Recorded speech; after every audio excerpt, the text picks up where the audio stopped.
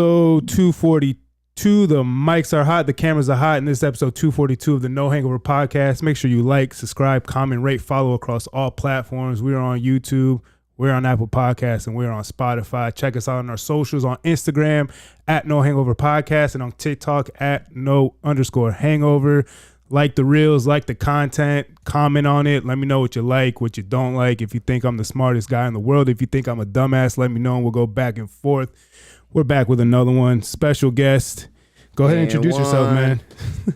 What's up, No Hangover? Thank you guys for having me. Yeah, no problem. Thank you for coming. My name's AnOne, for those that know me. For those that don't, I'm Mr. Orap Studios himself, a.k.a. I4 Studios, I4 Records. Yeah, it's a dope little partner up with a dope label. Yeah, so. it's definitely a dope setup that you guys have over there. I've been just to give a little context, for people that follow, he produces what is it? On the Bench with Bubba and Pink and the Aspired podcast that I've been on a few times. So that's how we, got connected, linked up, and Jaw Jacking. Shout out to the Jaw Jacking too. Oh shit, yeah. I didn't even know they were. There's more, but we'll mention those three. I bet. Yeah, but that's how we, got connected, and he's a cool dude, and I'm a cool dude, and we a couple cool dudes for real. So what more is there to say? We're here talking, and I mean, for the few times that we've talked and things before this, and even now, I mean, seems like you've lived quite a life, to say the least. You could say that. Yeah. I mean, actually, man, like I have no complaints. It's, like everybody has their ups and downs, but the majority of my life has been all about just following my dream and like doing what I genuinely believe in as far as, what I want to obtain and get out of life. So, whether it be, we talked a little bit about the club life, from bar back into promoter to management to studio to rap artist, you name it. I've been in the industry on the better part of 20-21 years. So yeah, and long time. Where did that? I guess let's take this all the way back to the beginning. Where did that all kind of stem from? I guess you're not from Orlando originally. You said you were from Louisville, Kentucky. Originally from Louisville, Kentucky. I lived there till I was about 17, 18 years old. I think 18 years old. I actually started in the music industry when I was closer to 14 years old. Damn, young. Yeah, so to fast forward it all the way back, my big brother was a part of a pretty big group called Dre Trade back in the days. And bring the mic to you a little bit closer. Called Trade back in the days, and he's was with Digital Underground, like back when Tupac was like a dancer. Damn. Yeah, so, music's been in my family for a very, very long time. So by the time I was like 13 or 14, that's when I started rapping. Actually got a pretty decent sponsor. Back in the days, there was auto parts store called Nationwide. I don't know if you're familiar with them. Isn't that like an insurance group now? Like Nationwide is on your side. Yeah, they have everything. But back in the days, they were like a wholesale, auto part store or auto part like warehouse, so to speak. And they would put money up for shows and stuff like that. So at 13 or 14 years old, I was doing pretty big shows. Damn. So I'm not gonna say thousands, but definitely hundreds. For sure. And a lot of festivals and stuff. So were you good? You still rap? I still write. I still get in the booth from time to time. These days I'm more on artist development. Yeah. I have ears that a lot of people don't. Just being in the industry and listening to so many mixes and production over the year, that I've kind of molded into more of like artist development and helping the artists actually establish their own sound. So that's more of my role. But yeah, I still get busy. Still dabble a little bit. I mean, talking about artist development, I feel like, I've been doing this podcast for a while, but this is really the first year that I've, dipped into the music scene and more specifically like rap hip hop scene in Orlando. And from people that I've talked to, from artists to, promoters to, faces of the city, it kind of seems like the artist development part is kind of lacking here in Orlando. I don't disagree. I was actually just having a similar conversation with I4 Chapman the other day. I don't know if you know Chapman. Yeah, I've had him on the pod. Shout out to Chap. He's cool dude. And I told him, I'm like, Orlando as a city and as a whole, we are not lacking in any kind of talent. Right. Like the talent is here. It's beyond here. There's so much talent here. It's not even funny why we aren't the face of Florida as far as the hip hop scene goes.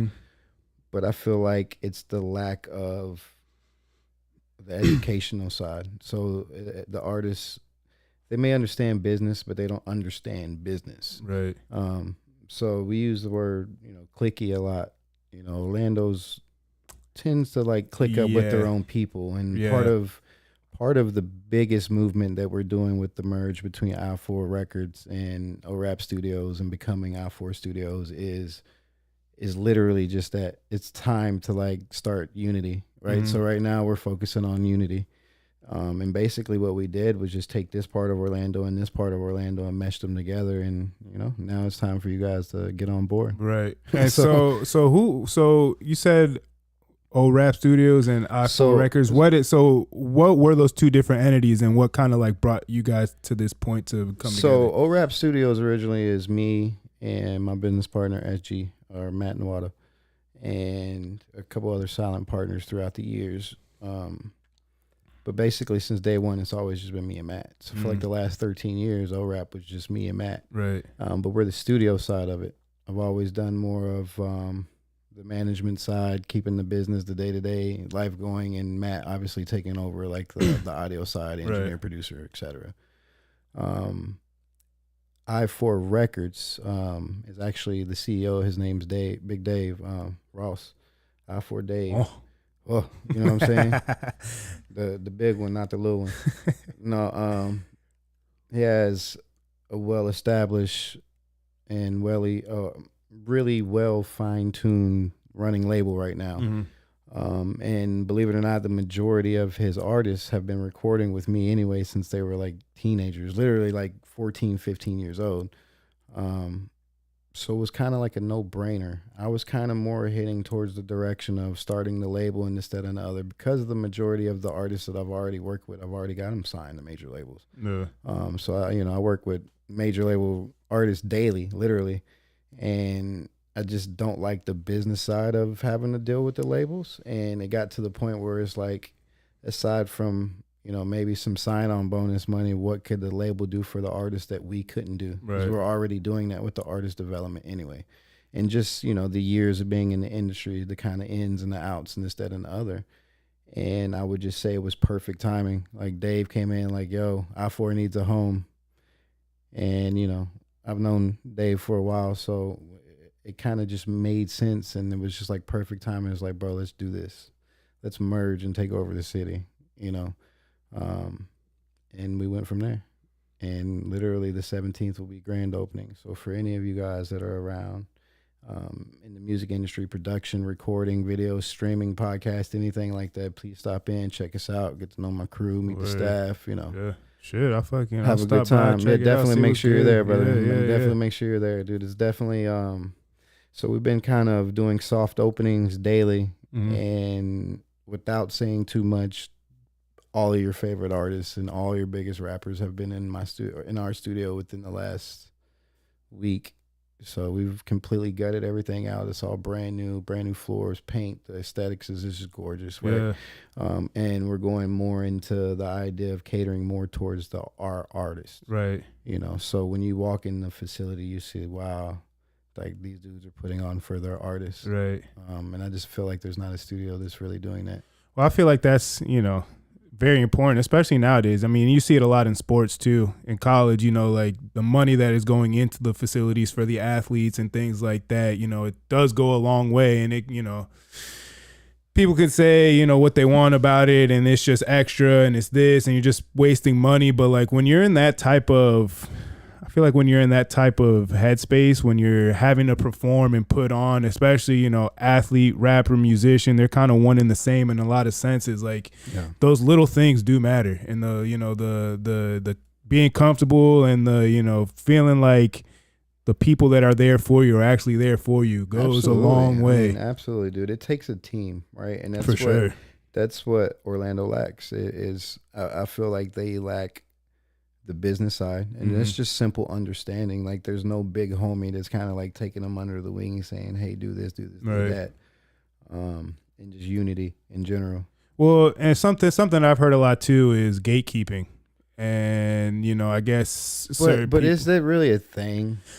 Oh, and again, I mean, I from what I've gathered, I feel like it's kind of a mixture of both, to where, maybe the guys who are kind of at the door, quote unquote gatekeeping, might be doing that. But also I've kind of seen, just from the little that I've seen, that it seems like the artists as well, it seems like they get to a certain point, they get comfortable, and then that's kind of, oh, I'm cool with this, I'm good with this, and aren't necessarily striving for more. And that kind of, like, in a sense, is kind of it can be a slap in the face to, the people who are trying to bring you up and, trying to, and putting on for you, and you're doing all this other shit. So then it kind of in turn doesn't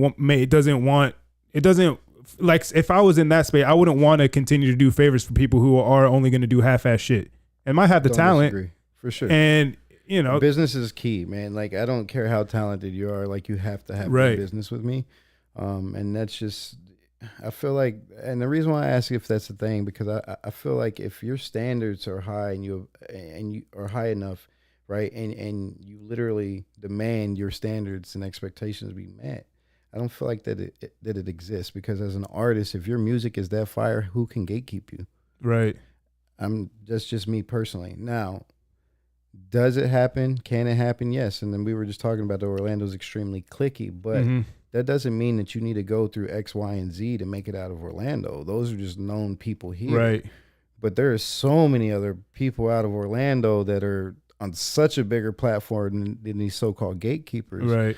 It's just that people are so simple-minded, they don't understand the business and how to network and get out. Yeah, you gotta think bigger than Orlando, and social media is definitely, it's bridged that gap, between the middleman of needing that. Like, like you said, if your music is really that fire, like, you're gone. Right. You can, make a TikTok. Right. So my question to the artist that would say that they're being gatekept is, what is your networking looking like? Right. How's your communication skills? Right. Like, what are you doing to, like, better your music? Cool. It's a dope song. Right. How are we promoting it? Who's listening to it? Where are you pushing it? Because a lot of the artists that I've run into, obviously outside of, my day-to-day artists, but a lot of your walk-in artists, we'll call them that, as far as the studio goes, it never makes it past the studio. I'll send you files, you post it on YouTube, and then you sit and wait for it to blow up. Like, you're never ever going to blow up like that. Very rarely can you post one thing and it go viral like that. Like, and you have to put in the work. Yeah, and even if it does, like, usually you see those people flame out pretty quick. It's kind of one hit wonder. It's that one hit wonder, 15 minutes of fame. Like, consistency is key in this industry, and it really, really is. And what a lot of people I don't think understand is, like, a hit's not made. You don't make a hit, right? You market a hit. You can literally take your favorite song that you've ever done, right? Say you're an artist, pick your favorite song. You can make it a hit. You can't make trash a hit, but you can market a hit is what I'm getting at. I mean, so that would be, my objective to these artists saying that the city is being gatekept. There's so many other options out there, and what are you doing to look past those options? Right.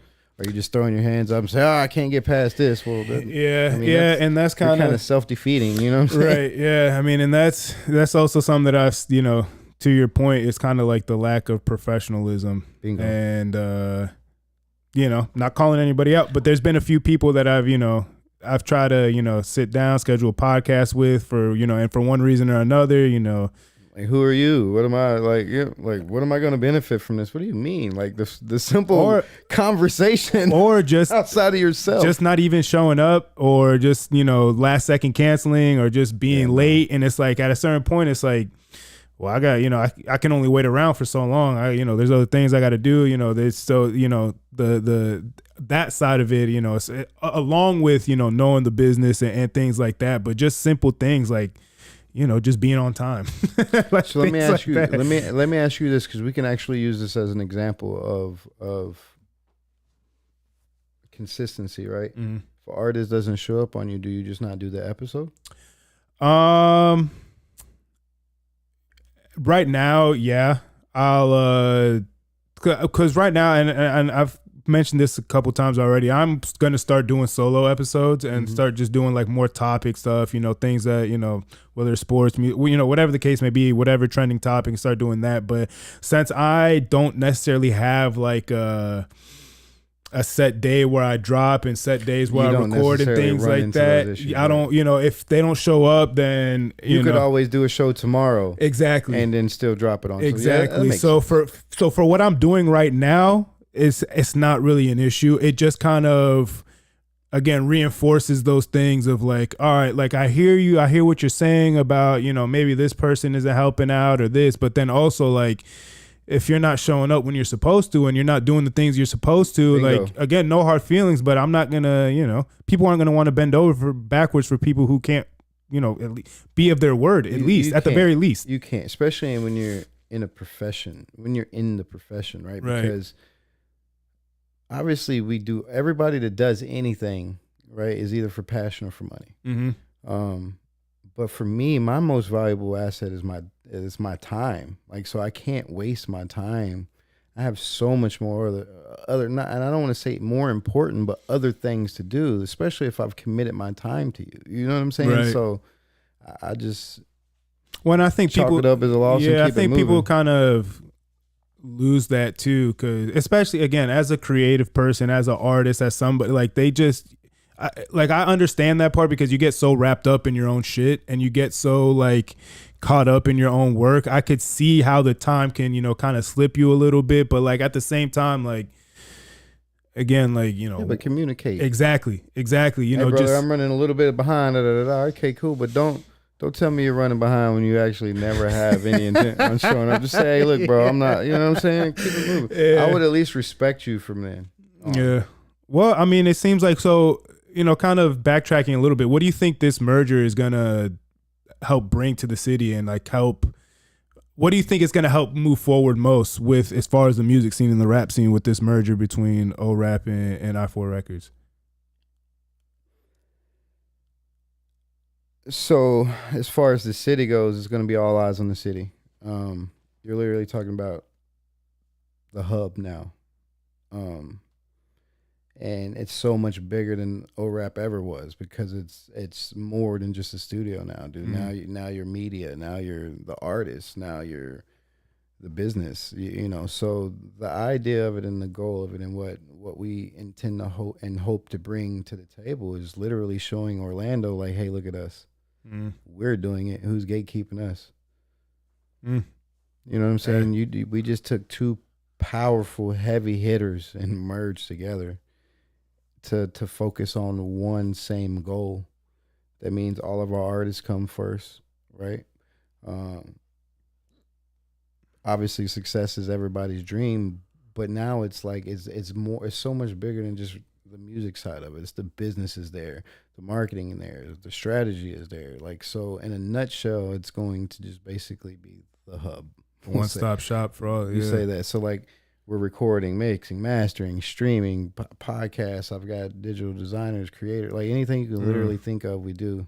Artist development plans, beat camps, production courses, like literally above and beyond what you could get from the day-to-day studio, which is why it's not just a studio anymore. Mm. Damn, I might have to tap into that too, because my boy, I got you. I mean, besides the podcast and stuff, like I got these turntables here that I've been messing with a little bit, and things DJ like classes. I got you. Shit, perfect. Yeah, we'll talk. We'll talk a little bit after we this. Got you. Like, yeah, because so we're literally trying to make it to where it's like, I guess you could say we are the gatekeepers now.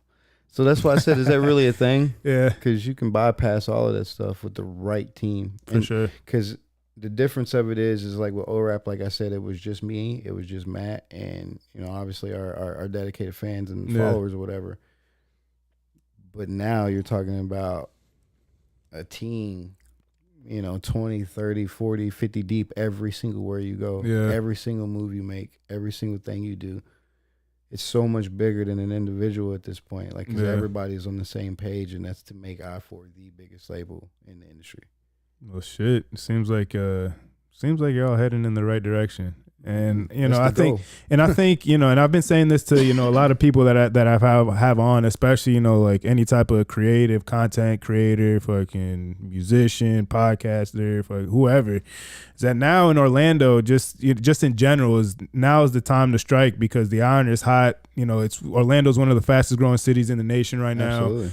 There's tons of new money moving down here. There's tons of development, tons of things going on in the city, to where it's like, tap in now, because in 2 years, when you finally build up the courage to do something or try this or do that, it's going to be too late. All these people that are moved down here are going to be invested in people, invested in that, doing this, doing that. And, those opportunities are going to pass by. So it's definitely, and that's something too that I've realized, is that not a lot of people because I'm from Orlando, born and raised. So, it holds a special place in my heart. But a lot of people who are from here don't necessarily know what's going on in their own city. Like, they're just so kind of like tunnel vision to their own hood or their own side or whatever the fuck, and don't really see the bigger picture of what's going on. And like that, again, it just like you're self-sabotaging. Absolutely. Like you're not doing yourself any justice or anything. And again, you can point the finger to whoever and this, that, whatever, but at the end of the day, like, you got to move yourself. Like you can't depend on anybody else. It's just like anything else though. You can't just like drag your knuckles and then expect to, a big successful payout. It's just not how it works. Right. And that's kind of, the motivation about, I got this apartment, and I was specifically looking for a second room, so then I could just convert it to a studio, so then I wouldn't have these issues of where am I going to record? Do I have to spend X amount of money to make this and do this and do that? You can cut out everything at home, right? Cut out the middleman and let me do what I do until I have the funds to have a middleman or need exactly. So it's again, like, a lot of it is just, again, what your bigger picture is, what you're trying to do, like what you're trying to accomplish. And if just regional success, and there's nothing wrong with that, if that's what you want, man. then Florida is one of those. First of all, Florida's huge. Right. So if you could just make it in Central Florida, there's enough people for you to make a living off of what you like to do. If that's your goal, set that as a beginner goal. Get there, and then what? Forrest Gump that shit. I got there, and then I kept running. You know what I'm saying? Like, I was running. Because if you would have asked me 14, 15 years ago, did I ever expect us to be on this statue? And I would tell you absolutely not. Me and SG started Orap Studios to get away from our wives. I shit you not. We rented out a fucking room where we are right now at Discount Music Center, and we were paying this dude like fucking $400 a month to set the studio up so we can get away from our old ladies, bro. So we can actually work. Yeah.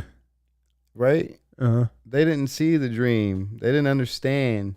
So I'm like, I don't think like what we're doing, the moves that we're making. And you're talking about, bro, we were pulling movies and like we were doing shit then. Yeah. You know what I'm saying? I'm like, and then we were just sitting there one day and he's working on something and I'm having a few drinks and and I'm like, bro, why don't we just open this shit to the public and have it pay for itself instead of us having to pay $300 or whatever it is every month? He's like, well, what would we call it? And I was like, I don't know. And I looked on Google and I started naming some shit and I was like, let's name it ORAP. He's like, ORAP? I'm like, yeah, it stands for Orlando Recording and Production. He's like, I like it. Damn. I sat there and I made a logo on like an app in like 5 minutes, and then the next day I went and had that shit LLC'd. I locked in the name. But it's that simple though. It really is that simple. Like this shit started with me and 3 of my friends, and No Hangover started because we were drinking a lot of that time, going out, fucking around, just kind of running around town. And speaking of drinking, yeah, go ahead. And kind of we would drink a lot and not really get hangovers. And that's kind of where it came from. And then, I miss being young.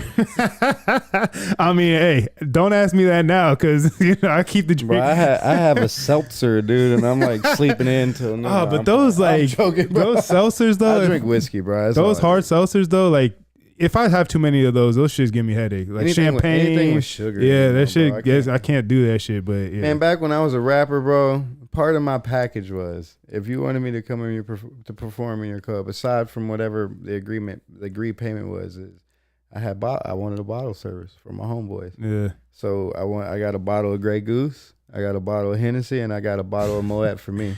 Damn. And I would give the Goose and the Hennessy to the team, and I would drink a bottle of Moet to my face. Did you have a rap name? Yeah, AnOne. It's actually legally my name, so I DBA'd my personal name. So like you could write me a check right now as AnOne. I'll walk to the bank and cash it. Oh damn. So I mean, but that's what I'm telling you. Like artists understand business, but don't understand business. Like your podcast, or I'm gonna use your example. Your podcast. So you're a rapper, right? No Hangover. You're the rapper. I mean, are you even registered with like BMI or ASCAP? Can I even legally pay you in a check? Do I have to pay you cash? It's LLC. No, I'm not saying you in general, but I'm saying like the majority of these rappers, like that's what's ASCAP, what's BMI. Right. I'm like, oh shit, like that's like square one. Like I legally can't even pay you right now. Let's like give you some cash under the table. So I mean, a lot of times, even though the talent's there, the business is so bad that it can't be done. It's not that people don't want to do business with you; they can't. I tapped that shit in back when I was a wannabe rapper, dude. I was doing bars and stuff, and probably one of the few local artists that was getting paid. Now, don't get me wrong, I wasn't making thousands of dollars and stuff, but I charged like at like bars, it was like $250, $300 or something. And then all your clubs is at least $500 to $1,000. So where'd you get, I guess, that business savvy from then? Was that something that you acquired? Was it something that you? My big brother is probably like my idol. You know what I'm saying? Like my big brother, dude, I've watched this dude struggle and get money and struggle and then get money and then figuring it out. Like now he's extremely successful. Multiple businesses, designs clothing, has his own lingerie company, like on major level shit. Like he's on, you know, these fashion runways with the Kardashians and all of them. And to see him come from the same place that I come from and did it on his own. We didn't have parents that could like support our dreams. Right. Not that they wouldn't. If our parents had it, they would have gave us anything in the world. But it just wasn't the reality where we're from. You know what I mean? Like, don't get me wrong. Like, we were those kids in the hood that like had everything we ever wanted. We had all the Jordans and the games. We never knew we were poor. You know, we never knew we were poor. But you know, we still lived in the fucking hood. You know what I'm saying? So, you know, my parents did good with that. But watching my big brother like come from literally nothing. Right, from like a pisshead ass rapper, like just dickhead ass nigga, to like multiple timeshare companies, vacation rooms, lingerie companies, designer fashion, like you name it, and his hands are in it. Yeah. My brother was actually the CEO of South Coast Records, which when I was an independent artist, I signed myself to I didn't sign myself. My brother signed me to his label and taught me business. Now, why I wasn't I mean, don't get me wrong. I got bars, you know what I'm saying? But I wouldn't consider myself to be one of the best artists out of the label because we had some powerful artists on our label. I was one of the only ones that was consistently getting paid for what I was doing. But I utilized my face card too, though. Like I didn't just drop something on YouTube and hope I got views. I was at every open mic. I was at every show, every event. I rode every coattail of every main artist that came in the city. I rode with, you know, every DJ that I could. Like I showed face, and that's why my face has been so gator after 20 years, bro. You literally can't say anything in Orlando and not mention Orap or AnOne. You just can't, because everybody knows who I am. Yeah. But that's just from consistency, bro. Like I was out there doing it. Yeah, I feel like that kind of gets lost nowadays too. Like the importance of showing your face and being out in the public and like that face-to-face connection with people and all that, just because, you know, again, social media is a great tool, but it doesn't, you know, you can only gain so much from that. You can only, you know, have so much influence off of that. I feel like it has its values. Right. But face-to-face marketing establishes real life fans. Right. You know what I'm saying? That real connection. How do you think these gatekeepers are able to be gatekeepers? Because they've established their brand, right, to the point that, like, if you say, hey, podcast, what's the first thing that comes to your mind, right? You say Orlando artists, who's the top 3 artists coming here? There's a reason for that, and it's because they strategically did this shit. So they're not gatekeeping. They're just out hustling you. Right. Let's call it what it is. You're being out hustled. You just don't like that. Well, and a lot of people can't I think this sucks, bro. Yeah, like it's a bitch. None of us like it. I think it's just kind of a people thing that holding yourself accountable and being honest with yourself, being truthful with yourself, looking yourself in the mirror, and like really giving. Like, if you can't be honest with yourself, who can you be honest to? Bingo, bro. I'm my biggest critic. Facts. Like, me too. shit, dude. Even though like everybody's like, bro, what you're doing is amazing. I'm picking myself apart. You should hear me in the car. She's like, stop. You're not. You know what I'm saying? Like, no, I feel that 100%, especially at this point in my life where I'm, very much taking a leap and very much betting on myself. There's days where I'm driving and doing something, going here, doing that. I'm like, God damn, like, I know I could have done this. I should be doing this. I could have done that. Like, and it's, I talk to people, and even one of my friends, he called me yesterday and he's like, man, I just wanted to call you and just like, I'm really proud of you of what you're doing and things. And I meant the world to me. But then after I got off the phone, I'm like, I'm not doing more. Yeah. I need literally more. Immediately. Bro, I'm like, literally, I shit you not, dude. I am working probably 16 to 18 hours every fucking day. It's got to be like that. Dude, sometimes. Yesterday, like my body shut down. Like I had to leave work. Like I was like, bro, I felt like I was dying. Like I had pneumonia or some shit. I was like, it'd be like that sometimes though. And I think it's my body just turning off. Like, bro, you gotta sit the fuck down. And a lot of people, they don't see, they see this. They see the video, they see the talk, but they don't see what goes on after it. They don't see the behind the scenes. They don't see the after hour stuff. They don't see the stuff that you're doing outside of what the goal and the dream is to feed and maintain that and keep that dream alive and things like that. And, a lot of people think that it's easy and, I just, again, like, just drop one video on YouTube or drop, something here and I'll be all right. Just sit there and watch it. Yeah. And it's like, the views don't automatically come, my brother. How many times? So, I say this to artists too, like you drop your music. I would share my shit every fucking day to the point where my friends would be like, bro, I'm like, fuck you, you share it and I won't have to share it so much. You know what I'm saying? Like, don't call me out, bro. You're just telling on yourself. Be more fucking supportive. You know what I mean? Yeah. But you have to literally shove shit down their fucking throat, bro, to the point where it's like they regurgitate that shit. That's all this. It's just wash, rinse, repeat. Wash, rinse, repeat. That's all it is. That is the secret. And it's fucking boring and it sucks. And most days it's just like, God damn, like I get tired of my own shit sometimes, but it's like, hey. Do you know how many times a day I sit here and I'm like, do I really need this shit? Do I really?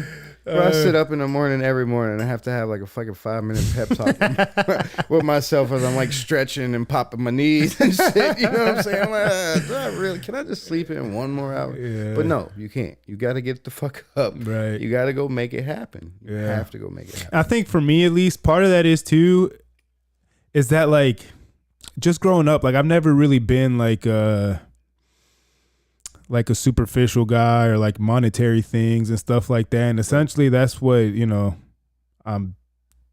I guess at its core, like I enjoy doing this. I enjoy, my other business ventures. I enjoy them to some extent, but at the root of it is I want it to be successful enough to where I could live off of it and I could, have more control of my time. Absolutely. But in that comes like, well, I'm not really money driven, but I know money drives the world. So I need to attain I need to attain a certain level of financial success so that I could live the life that I want to and things like that. And then there's just that constant battle in my head where it's like, fuck, really does this? Like, why am I doing like kind of the same thing? Listen, I'm right there with you, bro.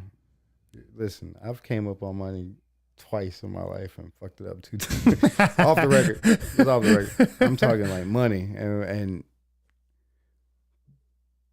but I feel like I'm genuinely the richest now than I've ever been richer in my life, bro. My relationship with my kids is gold. Like I have beautiful people in my life. My support team is like, I can't ask for more, right? So I'm genuinely richer now than I've ever been. Do I have all the toys? And I'm like, no, but none of this shit lasts anyways. I buy something and fuck it up the same day any goddamn way. You know how many fucking cars I've destroyed, bro? Like, you know what I'm saying? But the relationships, right? And the bonds that I've built over the years are forever. They're forever, bro. Like, and that makes me the richest person in the world. Right. And I understand like the financial freedom because I'm literally on that kick right now. But how much does it cost for you to really have financial freedom? Do you really know what you want? Right. Like, what is it? Like, dude, I could go buy an RV right now, bro, and chill by the beach for the rest of my life and be perfectly fine. I don't require much, but I do have kids. You know, I do have significant others. I do have, you know, other lives that I have to consider and stuff, you know, so there's definitely a part. And I think that's kind of where it stems from for me, especially, I mean, I think just kind of like as a guy, as a man, like you kind of naturally want to do those things. You want to, and you have kids. You have, bro, exactly. It's not naturally. You don't have a fucking choice. That's what you were born to do. You were born to provide, bro. That's it. You know. And that kind of, you know. And damn, you stop it. If you stop it, you're fucking. But yeah, no. That's, as a man, you're right. That's like it's naturally in you. But that's because that's what we're taught too, though, bro. Well, I think also, I think it. I do think also part of it is just kind of like genetically wired in us as well, because I mean, if it wasn't getting money and you know, paying the bills and providing that, it would be going out and hunting your food and bringing home a big deer so then you can eat off of it for, you know, and you don't have to worry about food for the next month or whatever. Being a provider, bro. Exactly. Money doesn't make you a provider. I just want to say that right now, dude. I've been in plenty of relationship where my other at the time makes more money than me, but I still provide more because it's not a matter of what you're capable of paying. That's cool, but what are you capable of doing? You know what I mean? Like, you're talking to somebody, dude. I work, like I told you, I'm working literally, I'm not making this shit up, like 16, 18 hours a day right now, right? I still pick my kids up from school. I still do homework with my kids. I still cook my kids dinner, right? And we don't even live together. I have my own apartment. I live around the corner, but I'm going to work every morning. I'm off at 2 o'clock. I pick my kids up. I do homework. I cook dinner. I take care of myself. Then I'm back to work and do it. It's just wash, rinse, repeat. Yeah. I think presence. You will never out hustle me, bro. Yeah. But that's because I have to do it. Like, I have too many people to depend on me. Yeah. But also, I mean, to that point, you know, just being present is like, it's all they ask for. Right. So like my oldest, he's 21. Bro, it's like my little homie is like my nigga. You know what I'm saying? Like, please forgive him. That's my partner, right? I was 17 years old, 17, 18 years old when he was born. I've had full custody of him since he was 3 weeks old. He's never met his mom. I'm all he's ever had, bro. So we like literally raise each other. He literally just turned 21 Sunday. And just that drive alone, bro, is enough to change every fucking thing, dude. Like, knowing that you have to do this. Right. You can't fail. I am my backup, dude, like real life. You know, I don't have mom. B, C, like, my D. mom loves me. She'll give me a hug and shit. I'm proud of you, baby, but I ain't got no money. You know what I'm saying? You know what I mean? So it's just one of those things, bro. And it's, I did all of that and still do everything that I do every day. So it's hard for me to sit here and listen to a lot of people say, oh, well, I can't do this because of this person or this, that, and the other. I'm like, fuck that person. Bypass that person. Right. Who is this person? What do we have to do to get through this door? Do we buy our way through? Do I need to hire a locksmith? Like, let's figure it out. We're getting through this door. No, for real, though. Yeah, you know no, I mean, it is really like that. It is really like that. But, I mean, people are going to, you know, I think that just shows how much somebody really wants something or doesn't at the end of the day. Like, if, you know, how bad do you really want what you want? How, you know, what are you willing to do to get it? And if you don't want to do that, can you find another way to do it? There you go. And there's a billion ways to do a billion things nowadays. Yeah, man. I mean, literally, listen, dude. My dad had a saying. My father passed away like 3 months ago, so rest in peace, Pop. But my father had a saying that stuck with me ever since I was a kid, right? My father used to tell me, he's like, I don't give a fuck if you sell balloons, right? As long as you're the best balloon salesman out there, you will make a successful living. And I never really knew what that meant until I got, you know, like older. It doesn't matter what you do, bro. As long as you strive to be the best at it, you will be successful. Right. It does not matter what you do. Be the best at it. For sure. For sure. I think that gets lost a lot too. I think, you know, just again, like with a lot of people seeing just instant success and like kind of the convenience that we live in today, you know, kind of the day-to-day stuff, the things that people don't see behind the scenes gets lost, and people just want that, you know, they want the microwave success. Like you said, with social media, the power behind it is it looks like it's instant success. Right. I mean, think about your favorite song right now on the radio, right? You know that shit came out like 3 years ago before you heard it on the radio now, right? Like, it's not that. Yeah. It's what the image is, you know. That's what they want you to believe, but it's really not. Yeah, man. It's a fucking crazy world we live in. It's just crazy with media. How media can literally. So I have a friend. She's a photographer, right? And I was watching her edit some shit earlier, and she like literally just cropped some entire shit out of a picture with like a fucking button. And I was like, "Yo, what the fuck did you just do?" Change the whole perception, the whole perspective of that shit. It just made me fucking think about everything I've ever seen in my life. Like I can't believe it. It's not real. Everything. This bro, AI shit's crazy, bro. I mean, shit. I mean, and we've seen it more real. I mean, it's been a thing for as long as media has been a thing, but I think a lot of it has come to light, especially in the last, 5 years, especially during COVID and things like that, how much mainstream media and things like that is manipulated to kind of... Oh, of course. It's everything's bought, but everything's business. Right. But that's why I say I challenge you to be better at business. You're not being gatekeep. You're being out hustled. Right. Yeah. I mean, I can think of, 3 artists off the top of my head that are from here. They left and they made it and, Bro, without saying names, I can name you 3 artists from crosstown that make more money than your favorite rapper. Shit. Do everybody know about them? Yeah, in a certain vicinity. But outside of this, they don't target this. Yeah. They're selling records in Italy, right, and Germany, but it's making a big paycheck for them. But if I was to say their name, you'd be like, never heard of them. Of course not. They're not trying to target the home. Like they're trying to target bigger than that. Well, I mean, I can think of guys like Tech Nine, guys like that have never had platinum records or anything like that, but they have their core audience. They know who they're targeting, and they're fucking living good, chilling. Guys like Larry June, guys like that Absolutely. They know what the hell they're doing. The core following, right? It's just that. They establish a real fan base. Look at Lil Boosie, right? Yeah. Bro, I know you know who Lil Boosie. Yeah. Lil Boosie was one of my favorite rappers growing up, so I know you know who fucking Boosie. He's still relevant. Yeah. Is Boosie on a bigger platform than a lot of these artists that are coming up? No. But how many of these artists can sell out like Boosie in his selected area? Mm-hmm. He knows his demographic. Right. North Carolina, Baton Rouge, anywhere, bro, Boosie will sell out anything. Now, we say Boosie, and we all know who it is, but Boosie is so much more similar to a household name than you realize. He just made his household name a brand. Right. You know what I'm saying? Yeah. But that's a perfect example. I know Boosie person. Shout out Boosie if you see this. Hey, shout out. Hopefully you do see this shit. He probably gonna see this and be like, hey, bro, why you talking shit, bro? No. It's time to come on. I'll play it, bro. No. Shout out to, bro, listen, Boosie was definitely like somebody that we learned a lot from too, watching how he maneuvers and shit and how he locks in the industry.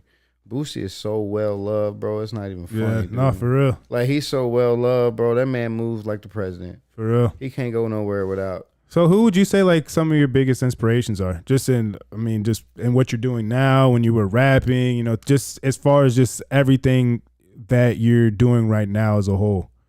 My first biggest inspiration was my brother. Yeah. I'll never forget. I was like fucking 5, 6 years old. I'll never forget. My brother was at our house and a big ass stretch limo come to pick him up for a show, and they opened up the door and it's got Tupac in there. Damn. You got Humpty Hump. You got all the digital underground. And I'm just like, wow, my brother knows who Tupac is. Right. Right. Mind you, Tupac is just getting big. Right. But he was big. Yeah. There were fucking tapes back then, bro. Yeah. Like we're like paying kids to draw fly. you know what I'm saying? Well, no print shop especially like that. Then too, like the star power that people had, I felt like was a lot more because there wasn't the easy access like there is now. So like the aura and like the kind of the larger than life characters was a lot easier to build back then because nowadays everybody saturated for sure. So definitely give my brother that one because now you hear Tupac and everybody, oh my God. I'm like, bro, I remember when Tupac was a dancer for the group that my brother was a part of. That's wild. What I'm saying? Yeah, that is. Like, so that was definitely like big bro. Shout out to big bro. Love you, dog. Definitely probably my first real idol. Music wise, dude, from an artist perspective,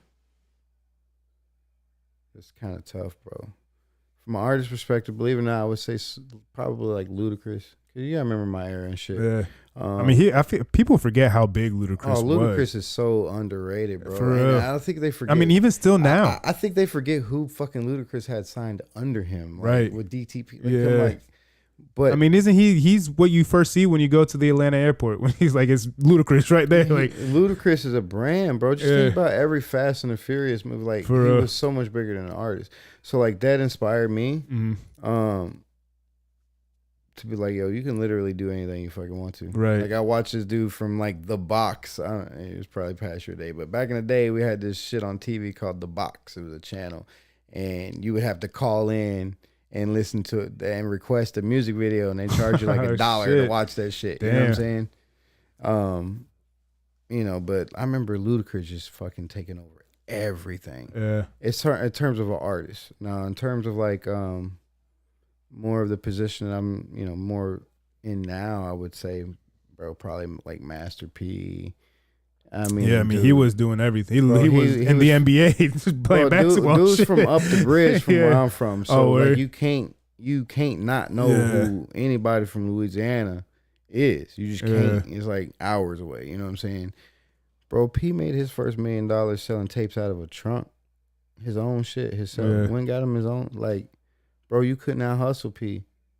And just watching like how he would just drop. Cause like back then, bro, we didn't have fucking iTunes and Apple Music and shit. Motherfucker, you had to go every weekend to Disc Jockey or, you know, like a CD store or something like a Sam Goody or something like that and buy something. And you would get flyers. So like every week, right? Like I remember even as a kid, dude, you would get like a paper every week. And it would have different flyers, whether it be from like Radio Shack and like Sam Goody, you know, all of those shits. And Master P had so many artists, bro, that like you would turn to like the hip hop section and there would be like 13, 14 releases on the same day, all No Limit. From, you know, Silk the Shocker, No Limit. See, like it was just insane. And then you go back and you look at his catalog, bro. At one time, a dude had like 30 artists on his label and they were dropping.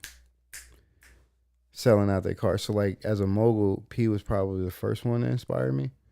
Now I'm not going to say that I have one person. Yeah.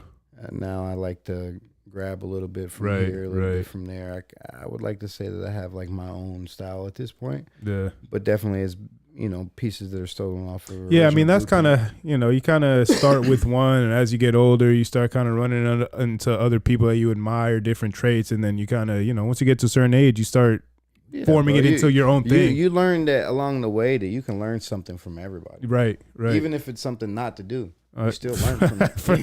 You know what I'm saying? You still learn from that. Yeah. So, I mean, it boils down, like I learned at an early age what I actually wanted. And so I've been so focused on that it was not easy, but it was more easily for me to obtain those things. Right. But I stayed focused. Bro, all my homeboys be out partying. I'm just at home raising my kids, stacking my money, bro. Like you ask anybody that's known me, like I took care of home base first and stack. I show face. We go out if it made me money. Right. If it didn't, I had more valuable shit to spend my time on. That's always gonna be my children. I got 4 now, so you know I'm a busy man, dude. Like I don't. You talking about first cars and graduations and back to school clothes and Christmases and shit. Like, dude, I told my kids this year, I said, Santa ain't coming because of the tariffs. My 6-year-old, I hate Donald Trump. Like, that's my boy. Like, he's about to fuck. He's talking about those stimulus checks. Man, what the fuck am I gonna do with $2,000 with 4 kids? Not much, but I can't even pay my rent with that. Shit. On one of my places. That don't even cover the rent on my apartment, bro. Damn. Inflation's so goddamn high. What is 2 G's gonna get you, bro? Real shit. Not that I ain't saying I ain't grateful. I'm grateful for anything you give me. I don't care. Like, I'm gonna get it regardless, but yeah, no. That's that dangling carrot shit. Like, come here, boy. Yeah. You know what I'm saying? It was the same with during COVID and shit like that. Like that shit was nice, but you know. Bro, once you get older, you start realizing what I did with my stimulus check? I spent that shit on fishing. Bro, I spent 10 G's in 6 weeks on deep sea fishing. I went fishing every day because the only thing that was open was what they call it, essentials. Well, fishing and hunting's an essential. Is it really? Yeah, bro. I booked a charter every day for like 6 weeks straight, bro. I didn't go to work. I didn't do shit. I went fishing every day, bro. Damn, they really label that as essential workers, huh? It's essential. It's fucking you feeding your family. Yeah. I guess that makes sense. Especially as a commercial fisherman. Yeah. You know what I'm saying? Because like I was working. I'm still in landscaping, but I was working for Walmart at the time for their landscaping division, and we were considered essential workers as well. Yeah, I mean, shit like that is a necessity to be able to survive, bro. Right. So I mean, that's what I did with my stimulus check. Damn, deep sea fishing. I went once, but that shit is, bro. So that shit's kind of intense. New show alert coming. It's not 100% set in stone, but it is 100% set in stone. I can't tell you any dates or any of this stuff. But I'm actually going to be starting one of my first shows again. Like you're going to be hosting and shit? Yeah, so I have 2 shows that I'm bringing back. One of them's fishing with rappers. I'm going to take all my rappers and I'm going to take them offshore fishing. Oh, shit. Fucking 40, 50 miles. Yeah, that should be. Take them out of the regular element. Be interesting. Right? And then just kind of like have it like a. You have your regular interview, but you got them in a different element. Now you're going to get a different version of them. Facts, yeah. You know, and just think about how many people haven't been fishing, let alone fucking 40 miles offshore where you might see a bird every now and then. But I do this for real life, so you're safe with me. Like, you know what I mean? Like we're going out on like $1 million boats. We're fine, bro. Like we'll be all right. Well, I mean, it's got to be too, because some of those fucking little tiny ass boats that go out there is like that's not really conducive for a good interview or like bringing equipment and shit like that. Oh no, I mean it's definitely got to be somewhat of comfort. Right. That's why I can't give you an exact date. I don't want to do anything while it's cold. Yeah. So it's definitely going to be like early 2026, maybe. Yeah, let's say early 2026. My newest show that will be coming up soon. I'll make sure I keep you updated. So on release dates is going to be. I'm bringing back a show that I started back when Facebook Live first started. Damn, that's how long I was doing this shit. It was like Facebook Live, bro. Like live. You got to use your webcam. You know what I'm saying? Like, but I'm bringing back Up and Coming Raw. So it's going to be an opportunity for up and coming artists to get a little bit of exposure. Again, I can't go into all the details, but I do have some big media outlets supporting it, so it's definitely going to have.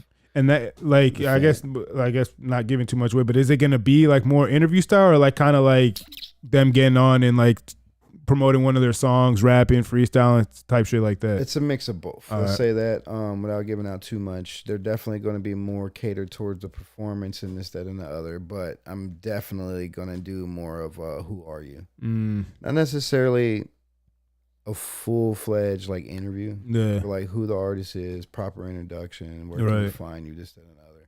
Because again, the thing that I'm working on the most is artist development. Right. So with my show, I want to take these artists and try to develop them, or at least push them in the right direction. Right. So that one will probably be around January. That one's ready to go. I'm just kind of waiting on a few missing components here and there, because I'm in the middle of doing like a complete refab. So for those that don't know, my entire studio has been gutted and being redone. So we have 6 days to open. Shit, man. Come see me opening day and pray for your boy. Yeah, you got a lot on your plate right now, dog, but it seems like you're handling it with as much grace as you can. I mean, I could stress out about it and cry, but what the fuck is that going to get me? No, I feel you, dog. Shit. I've always been more of a cups half full. Right. Perspective is everything, brother. It's how you look at it. I'm also somebody, too, that's like, it's never a good time to panic. That shit don't panic. All right, so you want to know my secret, guys? For those of you want to know how my secret on how I balance it, I have ADHD. So, like, I have a chemical imbalance. It just kind of helps me not give a shit about certain things.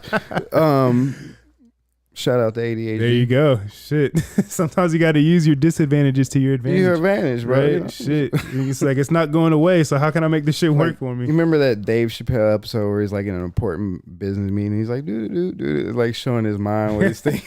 He's like playing a flute. Like, that's me like 80% of the day. And I'm just being honest. So dude, I don't know, bro. I came from fucking piss poor conditions, dude. Like, I've had an extremely rough life, but I don't choose to dwell on that shit. Like, I am so happy in my life right now, bro. I have so much to live for. I have good people in my corner, beautiful kids. Like, dude, I got amazing woman. Like, you know, I have so much to be grateful for in my life that it's like, how could I be upset? No, I could pull my hair out, but I ain't got nothing left anyway. So. Started the beard now. Fuck that. Don't touch the beard, boy. That's all I got left. Nah, I feel that, man. I definitely, I think, we share a lot of the same mindset in that aspect as far as like, just got to make the most of what you got. You can bitch about it, you can complain about it, but that's not going to make anything any better. Nothing, bro. You got to fucking do some shit about it. If you never listen to any advice that anybody ever gives you, bro, stop stressing shit that's out of your control. If you can't control it, handle it, and fix it on your own, fuck it. Amen. Don't stress about it. It's not worth the anxiety. Brother, it's not worth the stress. It's just not worth it. Laugh that shit off. Life goes on. Yeah. Because what me and you consider a shitty day, just think about other people in the world doing what they go through. Right. Me and you can walk to our bathroom and fucking flush the toilet or get a drink of water. Like, there's so much shit that like we take for granted on a day-to-day basis. It's like, why would you be upset? Yep. And I think, and I've mentioned this a lot of times on the podcast, is that, when your basic needs are met, you start creating your own problems and you start creating issues for yourself. So basic needs, food, water, shelter, things like that. Mm-hmm. When all those things are met, and then you kind of like, I feel like naturally you kind of have to put something in that place. So you start stressing yourself out over things that, again, like you can't control, things that, don't even fucking matter. It's just, whatever. You fucking stubbed your toe, you have a hole in your sock or something like that. And people will just like stress about little shit like that. It's like, bro, listen, I will wear a hole in my sock right now today. I do not give a shit. Like, I just had to purge my closet in my sock drawer, my underwear drawer, shit. Because I'll ride that shit until the end. I literally just had this conversation. I'm like, yo, I had to go get some underwear. I was down to like 5 pair, bro. For real, it's like, but those are my favorite. To be fair, I'm picky on what I put on my body. So it's I can't just buy anything. You know what I'm saying? But no, dude, I get it. But and we talked a little bit about it before. I told you, I've ran into money. I've wasted money, bro. I've tried to retire twice. The first time I was like 21 and 22 or some shit. I played golf every day for like 6 months and then like begged my homeboy to give me a job because I was so bored. I played every fucking video game. I've golfed every golf course in Florida. Like, I went fishing every day. I'm like, I'm bored. I need to go to work. Yeah, I think there's only... The thought of like early retirement sounds good, and in theory it sounds great until you're actually in it. And like you said, you start doing the same thing for 6 months and you're not doing anything really with purpose. It becomes very like, what the fuck? Like, what is the point? Nothing's a purpose when it's easily accessible, bro. When you got money in the bank, and you could literally wake up and go do whatever the fuck you want to today, tomorrow, the next day. Like, bro, nothing. Nothing of it at that point is any value. Right. Like, bro, fuck that. Get a different hobby. Get another passion. Like, find something else to do that's like worth your time, and never stop. I mean, that's what I would tell my prior self. And stop drinking. Drinking's not always good, bro. And you don't have to buy bottles for everybody in this motherfucker. You know what I'm saying? But I mean, you live and you learn, brother. Right. But I don't regret anything in my life, dude. I would not change any of it. I'm so proud of who I am in life, bro. I genuinely wouldn't change any of it, because even like the worst parts of it like made me learn something. Right. Yeah, I mean, like you said before, you got to take lessons out of shit. Like, you got to fucking... Like I said, even if it's like what not to do. Right. It's up to you to make a positive out of negative, dude. And my outlook of it is like, dude, irregardless, I got to wake up and go to work tomorrow. Irregardless, we got to pay these fucking bills. Right. Like, it was funny because I was actually talking to my sister about this like a couple weeks ago, and just kind of just having life conversation, state of the world, blah blah, this and that, and I don't know how we got on the topic of like the world going to war and shit like that, whatever. And I'm like, well, listen, regardless if we go to war or not, I'm still gonna have to wake up and grind. The grind's always gonna fucking be there. So, and even if we do go to war and we make it out on the other side, guess what? I'm still gonna have to fucking grind for something. So like, what am I gonna sit here and fucking complain about this shit and fucking, oh my God, the world is in such a bad place. You gotta look at it like this. Strategically, it's just not gonna affect us. I have too many people. So I come from a military background, but we're the only country in the world that literally has bases in every country in the world. Right. Don't worry, you'll be all right. And again, but those hamburgers might cost you $27.99 a fucking patty, but at least you'll be able to go home tonight and get $55,000 a month. But that you know what I mean? That goes back to the that shit's out of my control. What the fuck am I gonna worry about that shit? It's like, bro, gas prices. You have to have gas. Yeah. But what about food? You got to eat. Right. Like, we can bitch about it all day long, or you could just go make money. Right. Go make more money. I challenge anybody right now, and I don't care what backlash you get from this right now. There is so many ways that you can make money right now. Even if you're sitting at home with your kids and you're a single mom, there's so many different ways for you to make money right now. I challenge you, instead of putting in the effort and bitching and complaining about what the world's going wrong, put in the effort into doing something else for yourself. Facts. Get another income. Facts. I'm not rich. I know I got like 3 different incomes at least. I hustle every day. You're not rich. You got multiple incomes. You hustle every day. You have to survive. Or you can sit around and bitch about it. And on that note, I think that's a great place to you know what I'm end saying? this, because what else can you say after that? Man, I appreciate you for coming on. I was looking forward to this because just from the conversations that we've had before, just off camera, when I'm going to go do the podcast with Bubba and Pink or with Jay and all that, and what you got going on over at your studio and all that, the merger, bringing the city together, the music scene together is definitely again, step in the right direction. I feel like 2026 is going to be a big year for a lot of people. Definitely. And if you're affiliated with me in any way, 2026 is your year. Write this shit down. Quote it. You heard it. Man, I appreciate you. Yes, sir. Thank you for having me, brother. No, thank you for coming. It's awesome to be on like this side of the camera compared, Hey, yeah, whenever you want to come on, man. I mean, like I said, right now I got this shit convenient as fuck. So whenever you want to come on, I love the setup, though. The energy. So I'm real big on energy, bro. And the energy is yeah. That's kind of I do need to kind of clean it up in here, tighten some things up a little bit. I'm cool with tightening it. This actually is not bad. I got kids. So you're used to this shit. But this is episode 242 of the No Hangover podcast. Make sure you like, subscribe, comment, rate, follow on all platforms. We are on YouTube, we're on Spotify, and we're on Apple Podcasts. Check us out on our socials on Instagram at No Hangover Podcast and on TikTok at No_Hangover. I will be coming with more solo content, more topic-based videos just of myself. So if you guys have anything that you guys want me to talk about, anything like that, feel free to let me know, DM me, any of that shit. I am easy to access until I'm not. Pause. So Pause. I am not as easily successful as he is. Shit, I gotta be right now. Again, for your boy, it's your boy AnOne, aka Anthony, for those who know me by my government, but I prefer you don't. Orap Studios on IG, Google, literally anything Orap Studios. Be looking forward to I4 Studios, though. The name will be changing. It has already changed. The wheels are already in motion. Orap isn't dead. It is very much alive, but we just chose to grow at a different rate.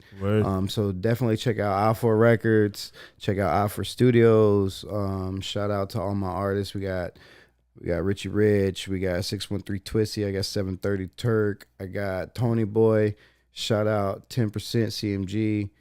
Big Dave, we see you. Sierra, everybody on the team, we love you. We appreciate you. Orlando, get ready. Get ready. Ride with us. It's going to be fun. And with that, everybody love everybody. Deuces. Peace. Nice.